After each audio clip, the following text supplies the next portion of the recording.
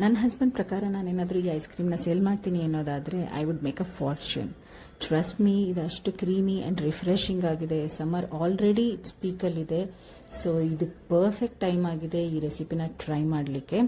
Recipe ತುಂಬಾ simple. ಕೇವಲ 3 ingredient ನಿಮಗೆ ಬೇಕಾಗುವಂಥದ್ದು.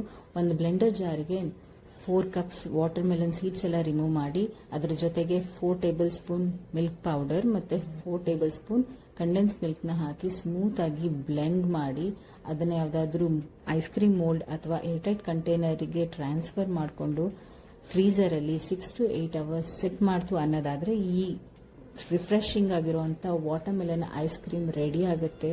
Trust me, this is really tasty. ನಾನು ಪ್ರತಿ ಸಮ್ಮರಲ್ಲೂ ಈ ಐಸ್ ಕ್ರೀಮ್ನ ಪ್ರಿಪೇರ್ ಮಾಡ್ತೀನಿ ಆ್ಯಂಡ್ ಖಂಡಿತ ಈ ಸಮ್ಮರಲ್ಲಿ ಈ ರೆಸಿಪಿನ ಟ್ರೈ ಮಾಡಿ ನಿಮ್ಮ ಫ್ಯಾಮಿಲಿ ಜೊತೆ ಎಂಜಾಯ್ ಮಾಡಿ.